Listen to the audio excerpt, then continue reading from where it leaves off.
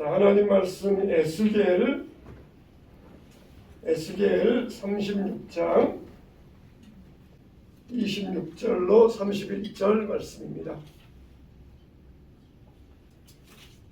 네, 우리 찾으신 줄 알고 한 목소리로 시작. 또 새 영을 너희 속에 두고 새 마음을 너희에게 주되 너희 육신에서 굳은 마음을 제거하고 부드러운 마음을 줄 것이며 또 내 영을 너희 속에 두어 너희로 내 율례를 행하게 하리니 너희가 내 규례를 지켜 행할지라. 내가 너희 조상들에게 준 땅에서 너희가 거주하면서 내 백성이 되고 나는 너희 하나님이 되리라.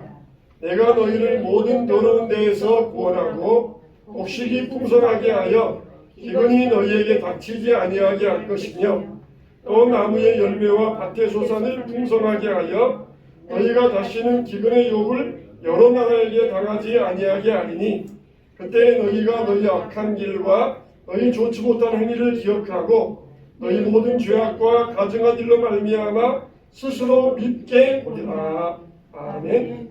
자, 망한다 네 번째 시간 사모님 나오셔서 말씀 전해 주시겠습니다. 간단하게 지난 시간 거 보면은요, 지난 시간은 다니엘서였어요. 다니엘은 그 신상 꿈만 생각하면 된다고 그랬잖아요. 그 느부갓네살이 바벨론 왕이었는데 하나님께서는 이방 왕의 그 무의식 꿈을 통해서 뭐라고 얘기하냐면 세계의 왕은 나야, 세계사의 왕은 나야. 이게 다니엘서의 주제거든요. 그래서 그것만 알면 되는데 우리가 여기 잠깐 보면 왕정시대하면 시드기야에서 남유다가 망했어요.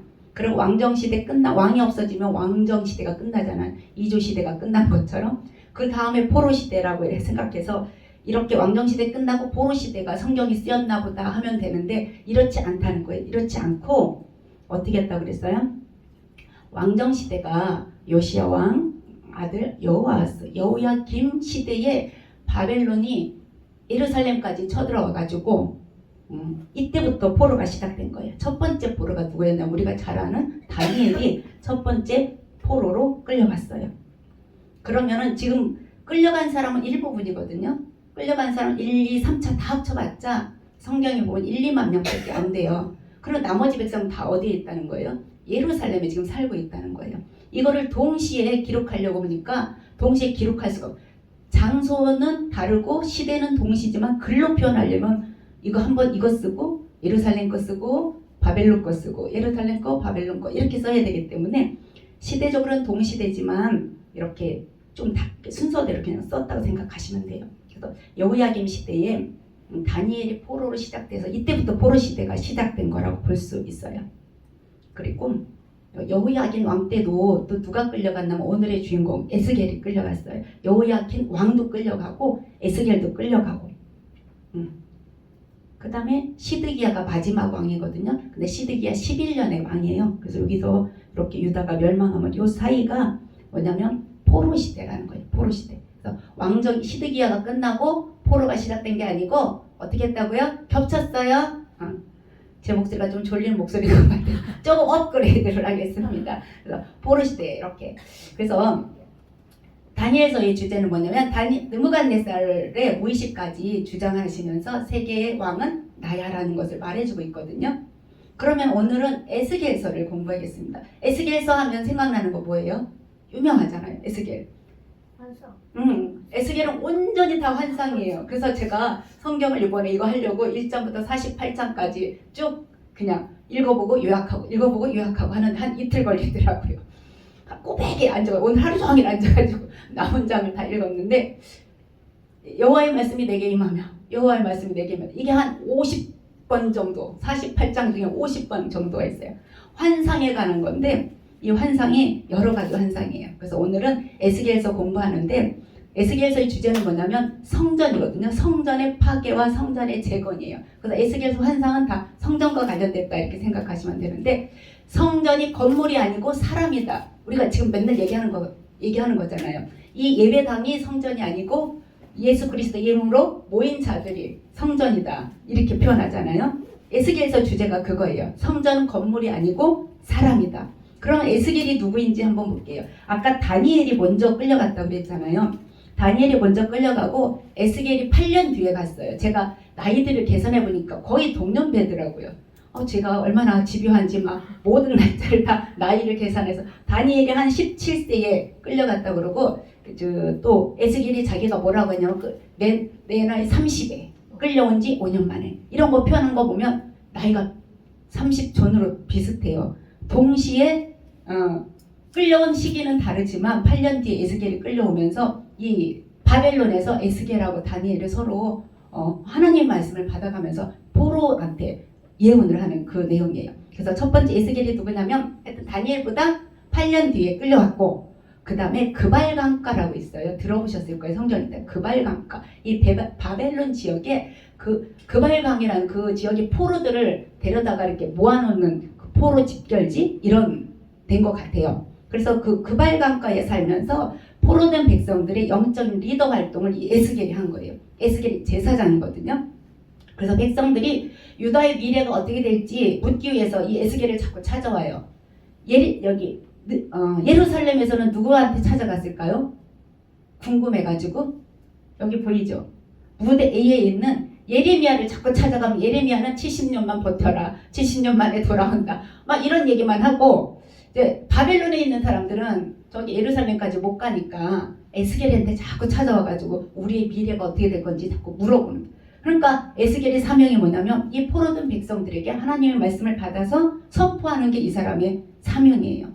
더 기가 막힌 거는 얼마나 이 사람이 하나님의 그 선지 사명을 감당했는지 자기 아내의 죽음까지도 이렇게 이스라엘 백성들에게 상징적인 행동을 보여준 것을 볼 수 있거든요. 그러니까 뭐라고 표현해야 되냐면 아내의 죽음마저 자기 부인의 죽음마저도 예루살렘의 멸망을 선포하는 도구로 사용된 사람이 누구냐면 이 에스겔이에요. 그러니까 에스겔이 그발강가에서 포로 백성들에게 이렇게 선포하면서 정말 자기가 안 하고 싶어도 하나님이 강권적인 역사가 하니까 막 선포를 하잖아요. 근데 자기 아내의 죽음까지도 이 예루살렘 멸망의 도구로 선포의 도구로 사용된 사람이 누구냐면 이 에스겔이에요. 그러니까 쉽게 말하면 에스겔의 인생 전체가 그냥 예언이었다고 생각하시면 돼요. 어떻게 보면 우리가 하나님의 사람 어떻게 보면 부럽기도 하잖아요. 나는 막 순종하고 싶어도 막 복종해야 되고 안 되고 그러는데 이 사람은 강압적으로 그냥 강권적으로 끌어가니까 좋을 수도 있지만 이런 어려움도 겪을 수 있다는 거. 자, 한번 볼게요. 우리 오늘 에스겔에서 많이 찾을 거거든요. 우리 에스겔에서 24장을 볼게요. 24장. 에스겔에서 24장 16절 17절 말씀이 이 에스겔의 아내의 죽음과 관련된 예언이에요. 에스겔서 24장 16절 17절. 자, 에스겔서 24장 16절 17절 1187쪽에 제 거는 있네요. 읽어보겠습니다. 자, 시작. 인자야, 내가 네 눈에 기뻐하는 것을 한번 쳐서 빼앗으리니 너는 슬퍼하거나 울거나 눈물을 흘리거나 하지 말며 죽은 자들을 위하여 슬퍼하지 말고 조용히 탄식하며 수건으로 머리를 동이고 발에 신을 신고 입술을 가리지 말고 사람이 초상집에서 먹는 음식물을 먹지 말라 하신지라. 아멘. 그 15절에 보면 여호와의 말씀이 또 내게 임하여 이르시되, 여기 에스겔서에서 인자야 할 때는 다니엘서와 조금 달라요. 다니엘서는 예수님을 나타내지만 인자야 할 때는 연약한 그냥 에스겔을 표현할 때 인자야 그랬는데, 여기 보니까 내가 네 눈에 기뻐하는 것을 한번 쳐서 빼앗으리니, 이 기뻐하는 게 누구냐면 자기 부인이었어요. 하나님께서 에스겔의 부인을 빼앗아 갔어요. 왜 빼앗아 갔냐? 이스라엘 백성들이 가장 소중히 여기는 게 뭐냐면 성전이에요. 예루살렘 성전. 성전이 망하면 나라가 망하고 성전이 세워지면 나라가 세워진다고 생각하는 사람들이 이 이스라엘 사람들이에요. 유다 사람들이에요. 그런데 이 에스겔의 부인을 뺏어감으로써 너희 성전도 이렇게 어떻게 무너질 거라는 걸 예언한 거예요. 그러면서 뭐라 그랬냐면 부인이 죽었으면 장례를 치러야 되잖아요. 죽은 자들을 위하여 슬퍼하지 말고 부인을 위해서 슬퍼하지도 말고 조용히 탄식하며 수건으로 머리를 동이고 발에 신을 신고 입술을 가리지 말고 초상집에서 먹는 음식물을 먹지 말라 한 거는 네 부인이 죽었다고 그렇게 애통해하지 말라. 그러면서 평상시처럼 생활하라. 이게 에스겔에게 떨어진 명령이에요. 그날 아침에 백성들에게 얘기했는데 그날 밤에 이 부인이 죽었어요. 그러니까 행동을 그렇게 했죠. 사람들이 물어 왜 너는 부인이 죽었는데도 슬퍼하지도 않고 입술도 가리지 않고 보통 이렇게 가리고 머리도 풀고 막 이랬는데 그러지도 않고 머리도 수건으로 단정히 메고 평상시처럼 한 이유가 뭐냐 이렇게 묻도록 한 거예요. 왜 그렇게 했냐면 그 다음에 뭐라고 했냐면 예루살렘이 멸망하면 성전이 멸망할 건데 이 멸망이 너무 갑작스럽게 오고 너무 커서 이스라엘 백성들이 0.0001%도 이 성전이 무너질 거라고 생각을 안 한 거예요. 그런데 이 성전이 무너져서 비명조차 지를 수 없을 상태가 될 거라는 걸 행동으로 예언한 게 이 에스겔서 아내의 죽음을 통해서 이스라엘 백성들에게 얘기한 거예요. 그러니까 이 에스겔은 자기 인생이 그냥 예언인 거죠. 인생 예언. 그러면서 뭐라고 했냐면 조용히 탄식해라 그랬는데 이 말은 이렇게 표현되어 있더라고. 너라도 조용히 탄식하면서 내 마음 좀 알아달라. 이 하나님이 지금 거주하는 데가 지성소잖아요. 성전에 성소와 지성소 이렇게 두 군데로 나눠져 있거든요. 그 지성소의 법궤 위에 하나님의 임재를 나타내는 그 시온자가 있어요. 그런데 이 성전이 망하면 하나님이 그곳에 있을 수가 없다는 거예요. 그러니까 성전을 잃어버리고 아파하는 내 마음 좀 에스겔에게 알아달라고 하면서 부인의 죽음을 통해서 이스라엘 백성들한테 너희 성전은 갑자기 너희가 정말 탄식할 수도 없고 애통할 겨를도 없이 망할 거라고 이렇게 에스겔의 인생 자체가 그러니까 예언이 된 것을 볼 수가 있습니다. 근데 이 에스겔서에서는 네 가지 대충 묶음으로 할 수 있거든요. 첫 번째는 연대가 나와요. 올해가 몇 년이에요? 2026년 그죠? 이건 예수 그리스도가 이 땅에 오신 날을 기준으로 했는데 에스겔서의 기준은 뭐냐면 여호야긴 왕이 있잖아요. 저 끌려간 왕. 에스겔이 끌려갔을 때 여호야긴도 같이 끌려갔거든요. 왕이 바벨론으로 끌려간 해를 기준으로 포로 원년이에요. 그래서 에스겔서에 5년 하면 여호야긴이 끌려온 지 5년 됐구나. 지금 24장에는 9째 해, 26장에는 11째 해, 어떤 장에는 12번째 해 이렇게 나오거든요. 그 연도가 누구를 기준으로 했다고요? 여호야긴 왕이 끌려온 것을 기준으로. 쉽게 말하면 여호야긴이 끌려왔을 때 누구도 끌려왔냐면 에스겔도 같이 끌려왔어요.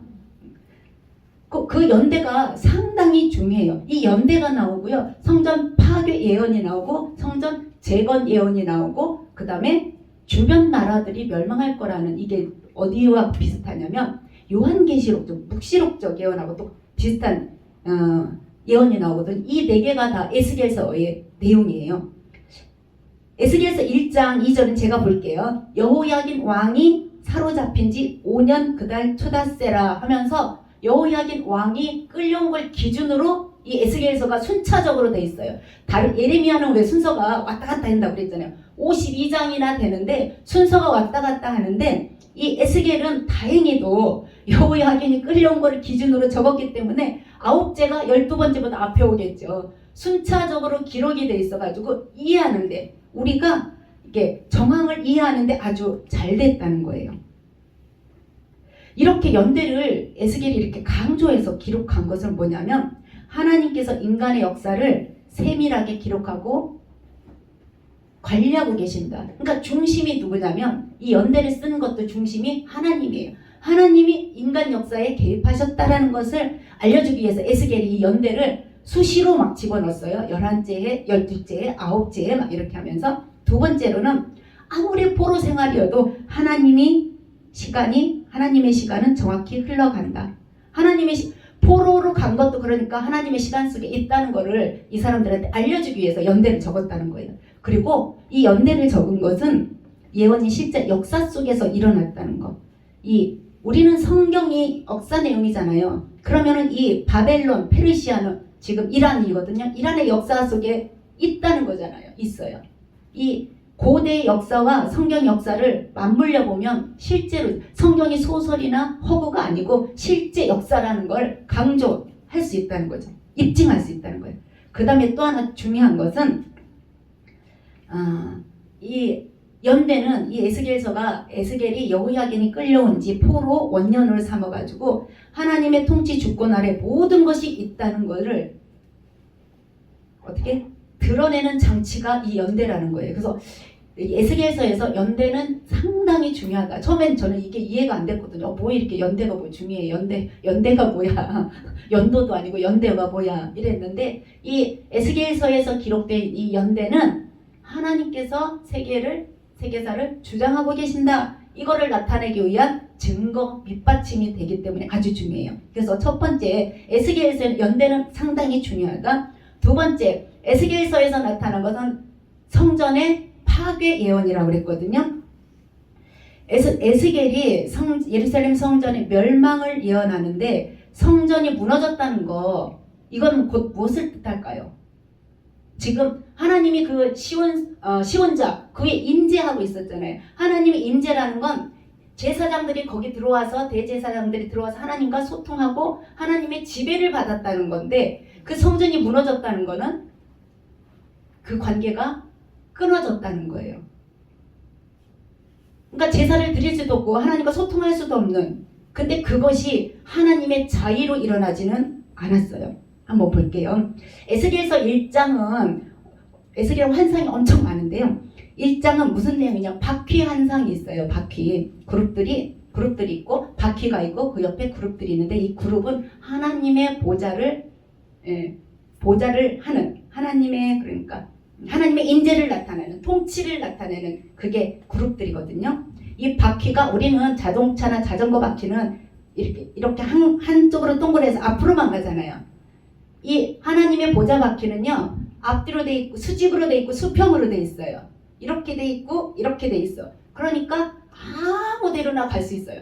360도로 갈 수 있어요. 이렇게 에스겔서 1장에서는 하나님이 에스겔에게 이 바퀴 환상을 보여주면서 어떤 의미로 보여줬냐면 하나님의 영광은 언제든지 어디든지 움직일 수 있다. 이동할 준비가 됐다는 것을 에스겔서 1장에 보여준 거예요. 그리고는 10장에 드디어 이 바퀴가 움직여서 떠나요. 그러면 누가 떠난다는 거예요? 하나님이 떠나신다는 거예요. 하나님이 성전을 떠나시면 이스라엘은 이제 끝인 거죠. 멸망하는 거잖아요. 근데 우리가 하나님의 성전을 떠나는데 성전이 무너졌구나. 이거보다 하나님의 심정을 우리가 같이 느꼈으면 좋겠어요. 아주 중요한 거거든요. 하나님이 심판을 내리는 아주 냉혹한 분이고 냉철한 분이어서 떠나는 게 아니라 자기 자녀들이 우상에 푹 빠져가지고 망가지는 꼴을 참아 보지 못해서 짐을 싸서 가는데 어디까지 가냐면 갈대아까지 바벨론까지 하나님이 움직여졌어요. 어디서요? 예루살렘에서 떠나서 바벨론까지 움직여서 직접 따라가셔서 그곳에서 통치하는 거예요. 지금 예루살렘 성전은 우상으로 가득 찼어요. 그래서 거기를 떠나면서 어디로 갔냐면 바벨론 땅으로 갔어요. 지금 이 환상을 보는 거는 에스겔이 바벨론 땅 그발강가에서 보았다고 그랬거든요. 그럼 이거는 진짜 중요한 거예요. 오늘 성전을 떠나는 장면과 들어오는 장면 보면 끝나거든요. 지금 떠나는 장면이에요. 우리 에스겔서 10장 한번 볼게요. 에스겔서 10장 18절 19절 너무나 시각화해서 잘 표현했어요. 에스겔서 10장 18절 19절 10장 18절 19절 자 읽어볼까요? 자 시작. 여호와의 영광이 성전 문지방을 떠나서 그룹들 위에 머무르니 그룹들이 날개를 들고 내 눈앞에 땅에서 올라가는데 그들이 나갈 때에 바퀴도 그 곁에서 함께하더라. 그들이 여호와의 전으로 들어가는 동문에 머물고 이스라엘 하나님의 영광이 그 위에 덮였더라. 자, 지금 여호와의 영광이 하나님의 임재가 성전 문지방을 떠났다. 이거는 지성소를 떠나서 성소 앞에 머물렀다는 거예요. 지성소 앞 방이 성소거든요. 지성소랑 성소랑 붙어 있는데 지성소에 하나님이 그룹들 위에 임재하셨는데 이 지성소를 떠나서 성전 문 앞으로 옮기겠는데 그 성전 문지방을 떠났어요. 그러면서 어디까지 떠났어요? 여호와의 전으로 들어가는 동문에 머물고 이렇게 표현했어요. 이건 성전 전체를 들어가는 문이 있어요. 딱 하나 있는데 그 동문에 머물렀다. 그러니까 지성소를 떠나서 성소 앞에 머무르고 더 나와서 어디까지 머무른 거예요? 성전 문 앞에까지 머물렀어요. 근데 에스겔서 11장 한 번 더 볼게요. 11장은 더 밖으로 떠나요. 11장 그 뒤에 장 보면 11장 22절에서 24절도 한번 읽어볼게요. 22절에서 24절. 자, 시작. 그때의 그룹들이 날개를 드는데 바퀴도 그 곁에 있고 이스라엘 하나님의 영광도 그에 덮였더니 여호와의 영광이 성읍 가운데에서부터 올라가 성읍 동쪽 산에 머무르고 주의 영이 나를 들어 하나님의 영의 환상 중에 데리고 갈대아에 있는 사로잡힌 자 중에 이르시더니 내가 본 환상이 나를 떠나 올라간지라. 지금 어디부터 나왔어요? 지성소에서 나와서 성소 앞에 머무르고 성전 문 앞에 머물렀는데 지금은 어디? 성읍 가운데. 이제 더 떠나서 예루살렘 성읍 가운데 머물더니 그 다음에 더 갔어요. 성읍 동쪽 산, 이게 감람산이거든요. 성읍을 나와서 골짜기를 지나면 그 동쪽 산에 머물렀어요. 그리고 나서 에스겔을 데리고 어디로 갔다고 그랬어요? 갈대아에 있는 사로잡힌 자 중에 갔다. 바벨론으로 갔다는 거예요. 그러면서 바벨론에 나를 데려다 놓고 그 환상이 끝났어요. 그러니까 이미 지금 예루살렘 성전에서 하나님이 떠나셨어요. 관계를 끊어버리신 거예요. 그 성전이라는 본래 하나님은 그 성전에 머물지 않아요. 그 성전 안에 갇힌 분이 아닌데 이스라엘 백성들에게 성전을 짓고 지성소에 머무는 그 임재를 보여주신 건데 그 성전을 떠나서 도시를 떠나서 예루살렘 성읍을 떠나서 감람산에서 조금 머물렀어요. 그리고 갈대아로 가버리셨어요. 왜 이렇게 했을까요? 짐을 싸가지고 우리가 이해하기 쉽게 짐을 싸서 포로지까지 그냥 악착같이 따라갔어요. 이스라엘 사람들은, 유다 사람들은 이 성전을 자기 생명처럼 여겼다고 그랬잖아요. 그래서 하나님은 절대로 이 성전을 떠나지 않을 거라는 그 성전 만능주의라고 할까요? 그렇게 아주 철두철미하게 가지고 있었는데 그 안에서 예배드리는 사람들이 우상 숭배하고 그 안에 있는 사람들의 마음이 너무 하나님한테서 멀어졌기 때문에 그곳을 떠났어요. 그러니까 이 솔로몬 성전이 아무리 웅장해도 그곳에 참된 예배가 없다면 하나님은 그곳에 머무를 이유가 없다는 거예요.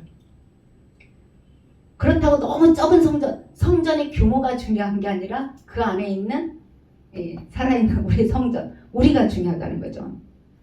동쪽 감람산에서 자꾸 멀어지잖아요. 감람산을 떠나면 이제 성전을 바라볼 수가 없어요. 그러니까 감람산에서 그 골짜기를 지나서 감람산에서 이렇게 예루살렘 성전을 바라보시는 거예요.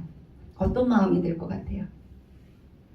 저 안에 있는 저 백성들이 나를 섬긴다고 하는데 우상 숭배에 가득 차 있어서 내가 더 이상 있을 수가 없어서 지성소를 나와 성소를 나와 그 문을 거쳐 이 동쪽 감람산에서 예루살렘 성전을 바라보는 하나님의 심정.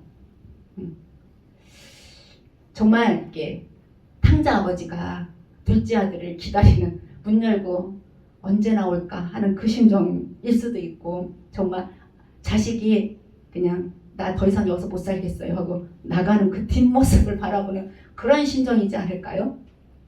하여튼 그 동쪽 감람산에서 멈췄다가 바벨론까지 가요. 그러니까 여기는 이제 성전이 아닌 거예요. 왜요? 하나님이 안 계시니까 성전이 아닌 거예요. 하나님이 안 계셔서.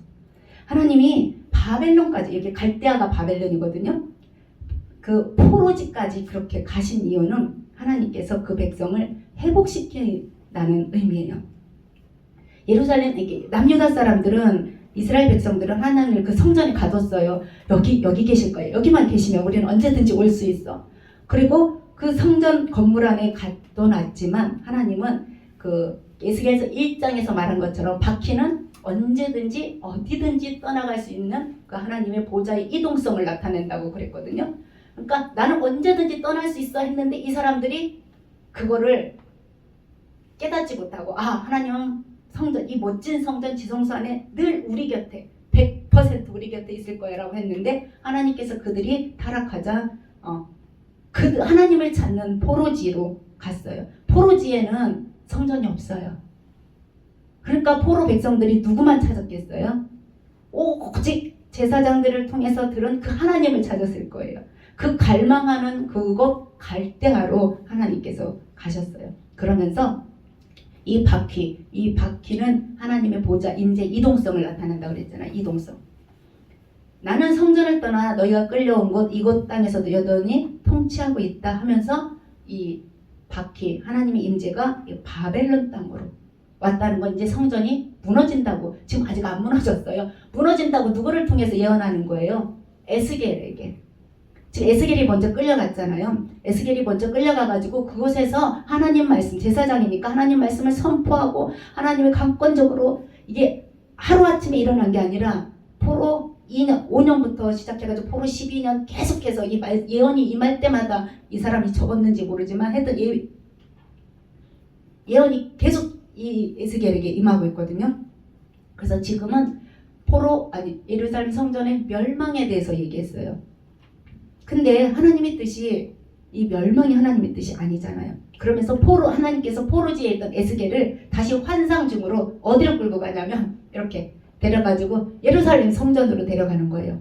그러면서 야, 앞으로 예루살렘 성전은 이렇게 지어질 거야 하면서 설계도를 쫙 보여주시는데, 제가 오늘 읽었거든요. 40장부터 쭉 계속해서 나와요. 치수도 나와요. 치수도 나오는데 이 성전의 치수의 규모가 얼마나 큰지, 일반적으로 그냥 30cm, 40cm가 한 척이었다면 성전의 규모는 그거에다가 5cm 더, 이게 손바닥 하나 이만큼 더.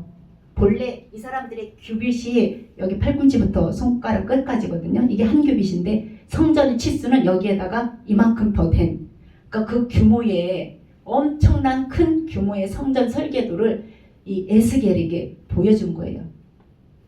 성전이 다시 어떻게 된다는 거예요? 세워진다는 거는 하나님이 다시 너희와 함께 하고 동행하고 임재하고 통치하겠다는 그 의미잖아요.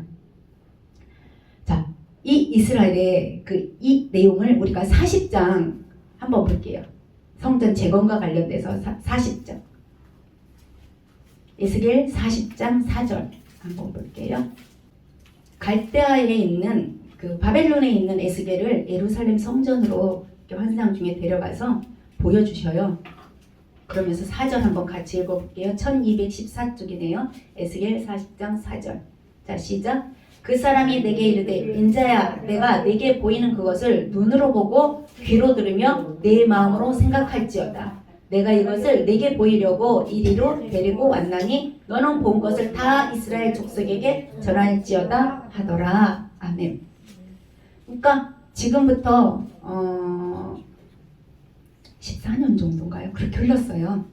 그러니까 성전이 무너지고 14년 정도 흘렀다는 거는 정말 포기한 상태라고 볼 수 있는데, 이때 에스겔을 통해서 에스겔을 환상 중에 예루살렘으로 데려다 놓고 인자야, 내가 너한테 보이는 것을 눈으로 봐.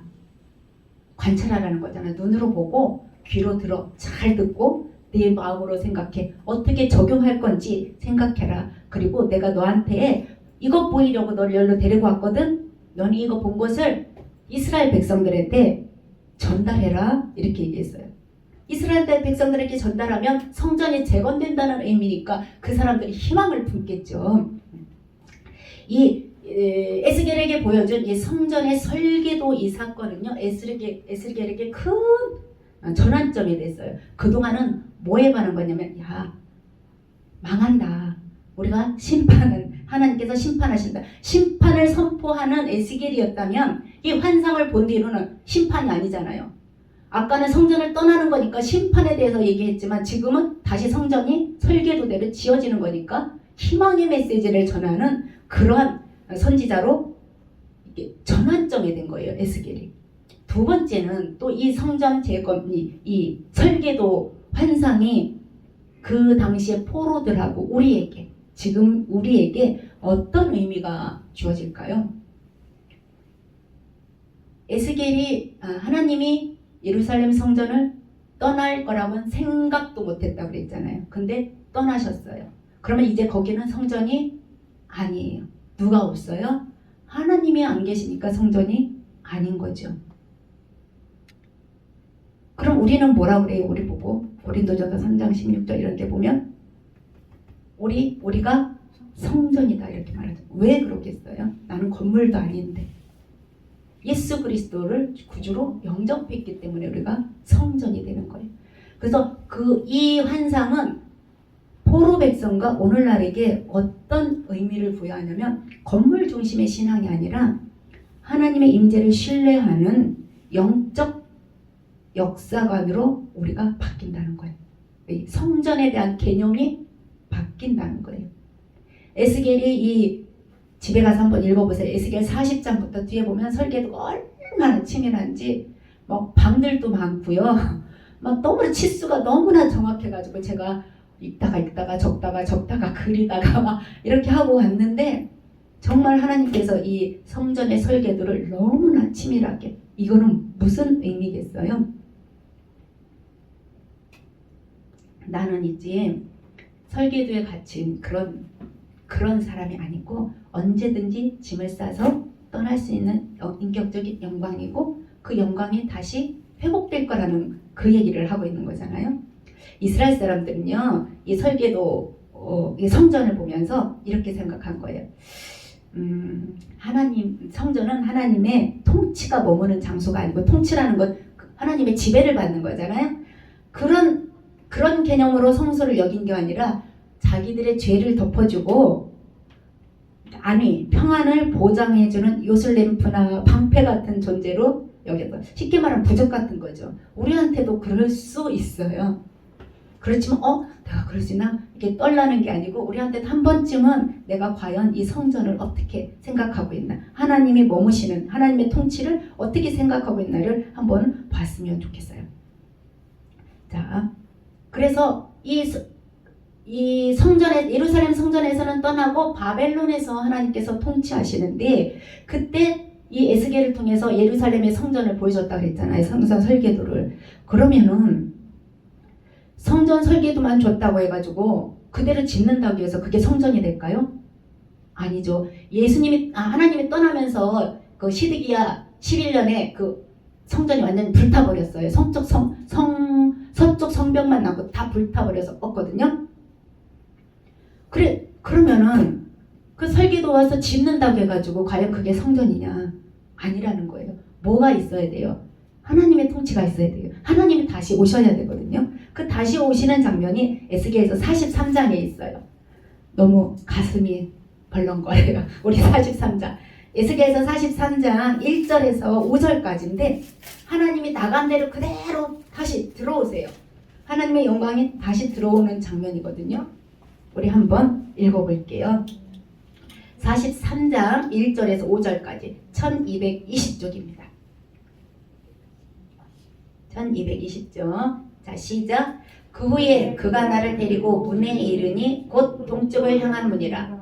이스라엘 하나님의 영광이 동쪽에서부터 오는데 하나님의 음성이 많은 물소리 같고 땅은 그 영광으로 말미암아 빛나니 그 모양이 내가 본 환상 곧 전에 성읍을 멸하러 올 때에 보던 환상 같고 그 발강가에서 보던 환상과도 같기로 내가 곧 얼굴을 땅에 대고 엎드렸더니 여호와의 영광이 동문을 통하여 성전으로 들어가고 영이 나를 들어 데리고 안뜰에 들어가시기로 내가 보니 여호와의 영광이 성전에 가득하더라. 이게 뭐예요? 하나님께서 다시 돌아오셨다는 그 내용이잖아요.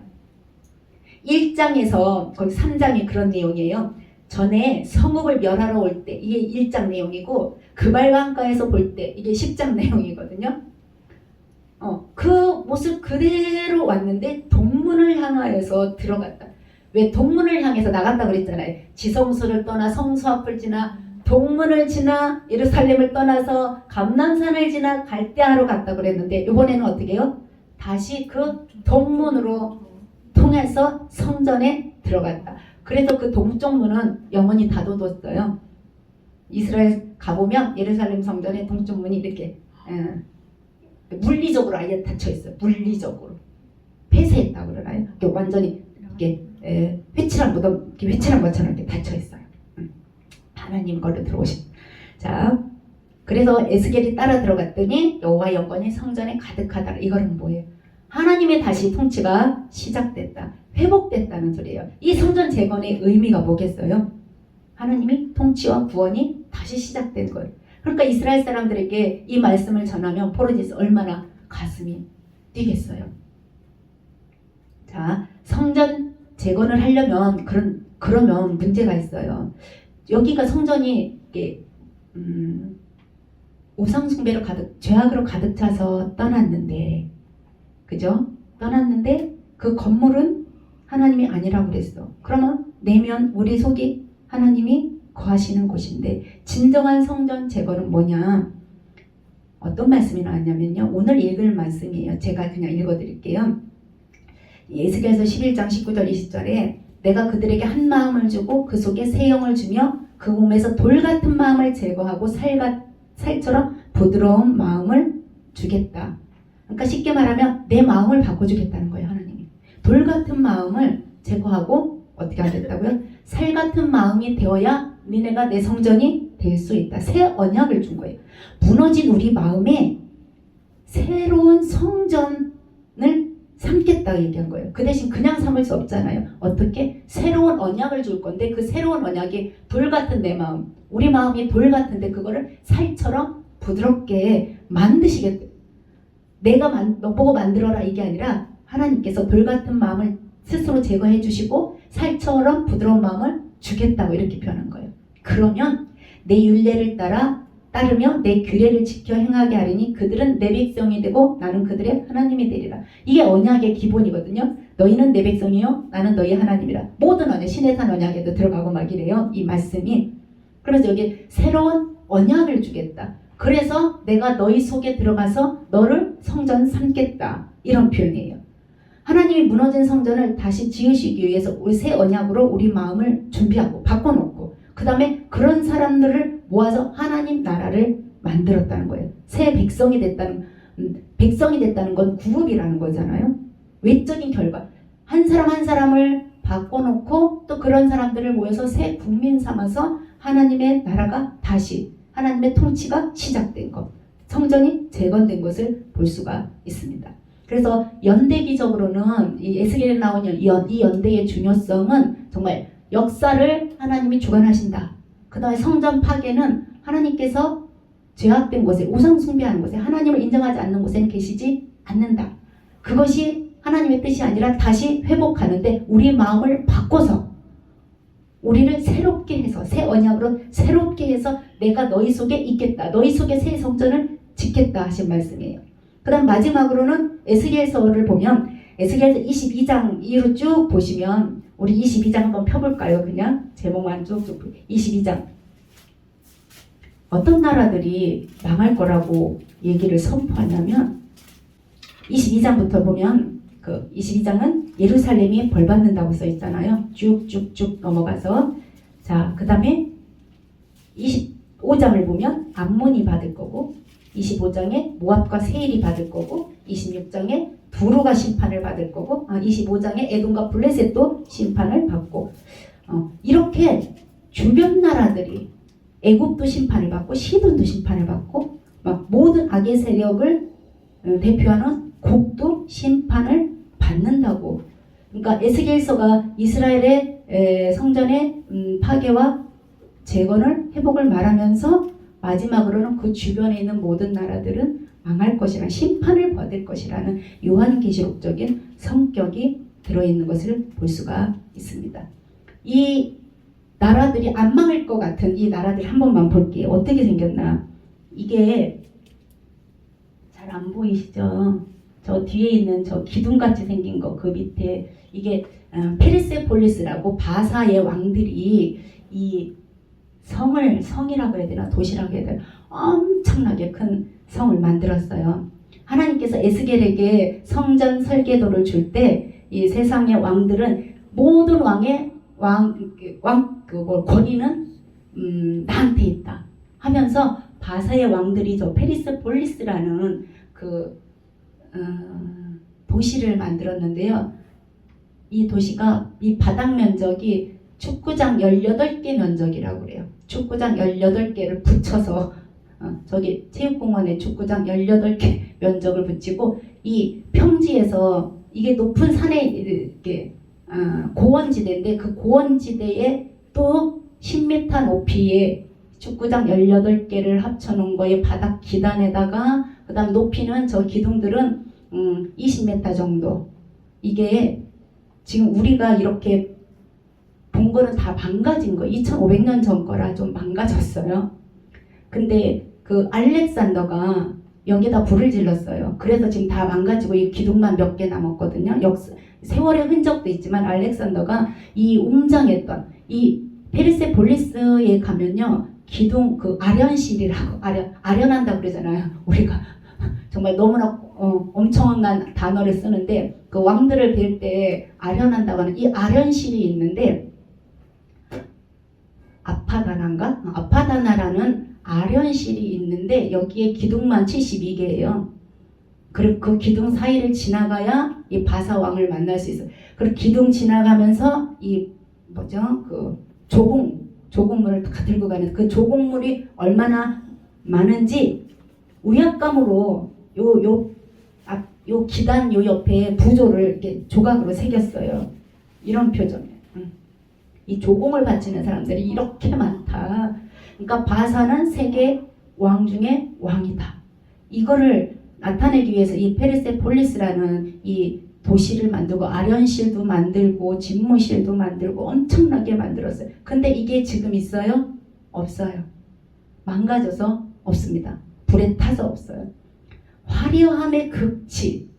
정말 너도 나도 이 왕한테 가서 조공을 바치면서 관계를 맺으려고 막 줄줄이 서서 1년에 한 번 충분해 한다고 그래요. 가는데 에스겔에게 보여준 그 환상은 그 성전은요. 지금도 있어요. 우리 심령에. 그죠? 우리 심령을 바꿔서 우리 속에 거하시겠다고 하신 이 하나님. 이것들은 다 없어져요. 세상의 모든 화려함의 극치들은 어떻게 됐다고요? 무너지고 사라졌어요. 그런데 하나님께서 우리를 그 성전 삼아가지고 우리를 붙여서 하나님의 거처로 삼으셨다는 게 너무나 대비되지 않아요? 이 세상의 왕들은 여기 거하면서 정말 그 23개국에서 가져오는 모든 조공들을 보물창고가 있다고 그래요. 여기에 이 사람들이 가져오는 걸 거기다 다 쌓아놔야 되니까. 그래서 엄청나게 권위를 내세웠지만 무너지고 없어졌어요. 그런데 하나님은 우리를 새 언약을 주시고 우리를 고쳐서 하나님의 거처로 삼으셨음을 우리가 볼 수가 있습니다. 영원히 무너지지 않는 우리 성전을 우리에게 주셨어요. 그렇게 무너지는 이 성전, 그래서 다음 시간에 이런 걸로 막 장식품들이에요. 다음 시간에는 그러면은 이제 무너졌고 환상을 보여준 거잖아요. 재건에 대한 환상을 보여줬으니까 다음 시간에는 무슨 내용이 나오겠어요? 실제로 성전을 재건하는 내용이 나올 거예요. 스룹바벨을 통해서 실제 성전 재건하는 걸 나올 예정입니다. 자, 오늘 한 걸 요약해 보면 이런 내용이에요. 본토에서는 나라가 망해가고 있고 여호야긴 왕은 바벨론의 포로로 잡혀와 있습니다. 근데 하나님은 뭐라고 말씀하시면, 야, 내 나라 내가 힘이 없어 망하는 거 아니야. 사명을 감당하지 못하고 우상을 섬겼기 때문에 죄로 망하는 거야. 모델이 잘못됐어. 그렇다고 심판의 도구로 쓴 바벨론이나 이방 나라들은 죄가 없는 줄 알아? 그 사람들이 더 악하거든. 그 사람들도 내가 심판할 거야. 그래서 아까 그 22장 이후로 엄청나게 많은 나라들의 심판 예언을 받습니다. 이 나라들은 점차적으로 망해가요. 결국 이 유명한 이 거대한 힘을 나타내는 이 페르세폴리스도 하루아침에 불타서 없어졌고요. 세계사는 그렇게 흘러가지만 내 나라는 영원히 남을 거다. 그런데 아직 종말의 때가 아니야. 그래서 마지막 때의 일을 미리 예언했어요. 내가 하나님이 세워갈 내 나라는 제국들을 부숴버릴 거고 새 언약, 새 국민, 새 영, 새 사람으로 그들을 통치할 새 왕이 일어날 것인데 그게 바로 뭐냐면 인자예요. 인자 예수 그리스도라는 거예요. 자, 이렇게 다니엘서의 주제는 세계사의 왕은 하나님이다. 그 다음 에스겔서의 주제는 성전은 사람이 아니고 누구라고요? 아니, 성전은 건물이 아니고 사람이다. 이거를 우리에게 알려주는 그런 말씀이었어요. 그래서 오늘은 포로 시대에 있었던 실제 역사적인 내용을 한번 에스겔의 환상을 통해서 한번 훑어봤습니다. 여기까지 하고 기도하겠습니다.